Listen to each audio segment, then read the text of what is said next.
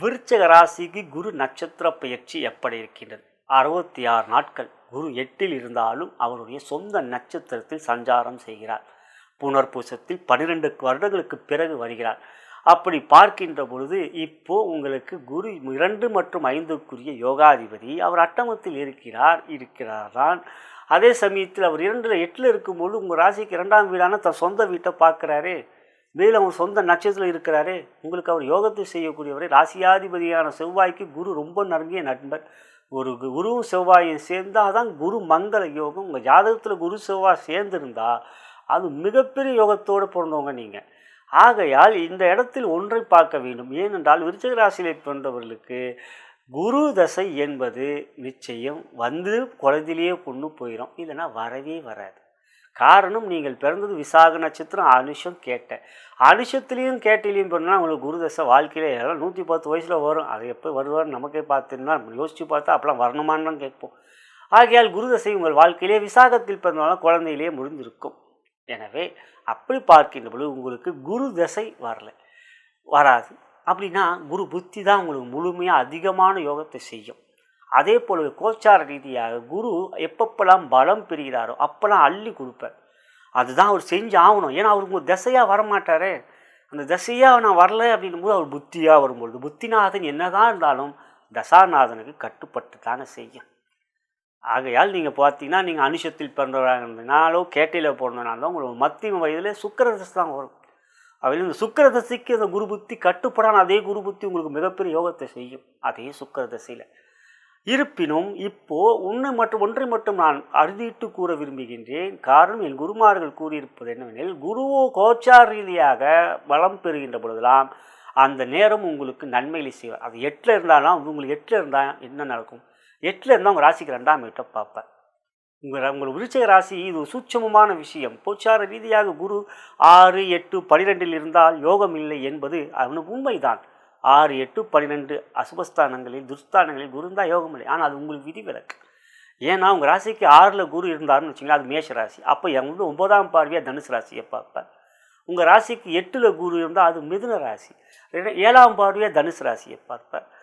அதே சமயம் உங்கள் ராசிக்கு 12லே குரு இருந்தால் 12லே குரு இருக்கின்ற பொழுது மட்டும்தான் உங்களுக்கு விரயஸ்தானத்தில் அப்படிங்கிற துலாம் ராசியில் இருக்கும்பொழுது தான் உங்களுக்கு தனுசு ராசியும் சரி மீன ராசியும் பார்க்கும். ஆகையால் 6, 8ல் குரு இருந்தால் உங்களுக்கு யோகத்தை செய்வார்.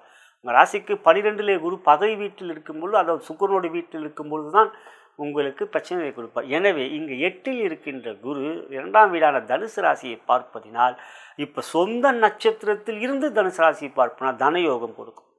8ஆம் இடம் திடீர் அதிர்ஷ்டம். 8ஆம் இடம் கௌரவ பணபல ஸ்தானம், ஆயுள் ஸ்தானம்.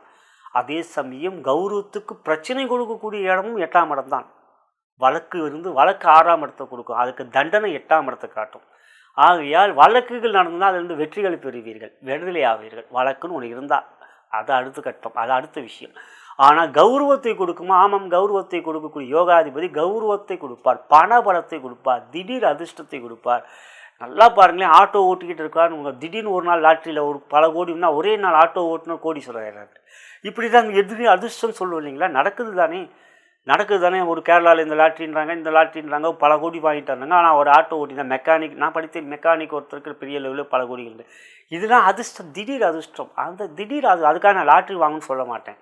நீங்கள் அதுக்காக நீங்கள் வந்து லாட்ரியே வாங்குங்கன்னு சொல்லலை. ஆனால் திடீர் அதிர்ஷ்டமாக என்ன? நீங்கள் வாழ்க்கையில் எதிர்பார்த்தோ என்னைக்கோ சந்தித்த ஒரு பெரிய மனிதர் இப்போ திடீர்னு பார்ப்பீங்க, என்ன பண்ணுற, பிரச்சனையா, ஏன் பிரச்சனை என்ன அப்படின்னு உங்கள்கிட்ட ஒரு ஆலோசனை கூறுவார். நல்ல ஆலோசனையாக இருக்கும், ஒரு நல்ல வழிகாட்டுதல் உங்கள் வாழ்க்கையை மாற்றி விடுமே. ஒரு 5 நிமிடம் ஒரு பெரிய மனிதரை சந்திப்பதுக்கு நமக்கு கிடைக்கிற நிமிடங்களே ஒரு 5 நிமிடம் தான். எவ்வளோ பெரிய மனிதராக இருந்தால் 5 நிமிஷத்துக்கு மேலே நமக்கு அப்பாயின்மெண்ட் கொடுப்பாங்களா?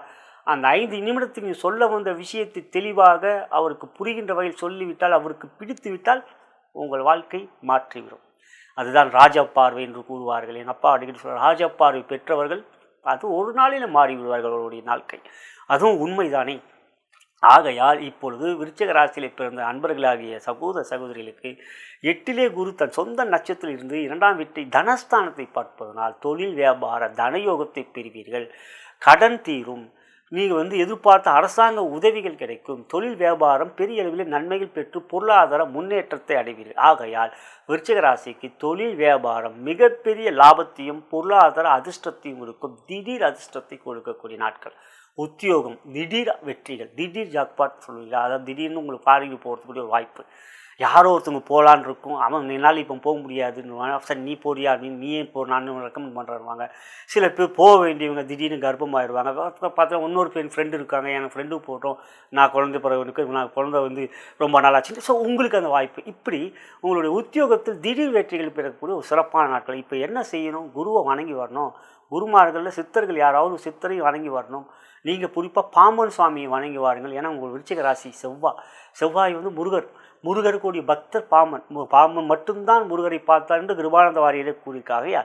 விருச்சிக ராசியில் பிறந்த சகோதர சகோதரிகளே, நீங்கள் எப்பொழுதும் பாம்பன் சுவாமியை வணங்கி வருவது நல்லது. சென்னையில் இருக்கிறார் என்றால் பௌர்ணமி பூஜை பாம்பன் சுவாமியோடைய சன்னதியில் சமாதியில் இருக்கிறது.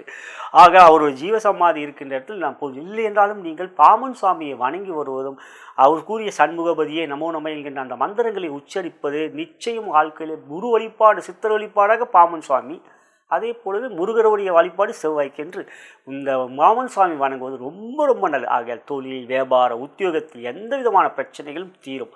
இது அனுபவ உண்மை. ஆகையால் இப்போது நீங்கள் தொழில் வியாபார உத்தியோகத்தில் மிகப்பெரிய யோகத்துவம். குடும்பத்தில் இந்த பிரச்சனைகள் 2ஆம் இடம் குடும்பஸ்தானத்தை பார்ப்பதனால் அதிலிருந்து விடுபடுவோம். 4ஆம் வீட்டை பார்ப்பதினால் சொத்து சேர்க்கை ஏற்படக்கூடிய 4ஆம் இடம் வீடு மனை வாகனம் போன்ற சொத்து சேர்க்கை ஏற்படக்கூடிய நிலமும், உங்களுடைய ராசிக்கு 12ஆம் இடத்துக்கு பார்ப்பனால் அயல்நாட்டுக்கு சொல்லக்கூடிய யோகமும், ஆனால் 12ஆம் இடம் தூரதேச பயணத்துக்கு சொல்லக்கூடிய யோகமும் என்று சகல விதத்திலும் விருச்சிக ராசிக்கு யோகமும் வெற்றியிலும் கொண்டதாக இந்த 66 நாட்கள் அமைந்திருக்கின்றது. வெற்றி லட்சுமி உங்கள் பக்கம். நலம் பெறுக வளம் பெறுக.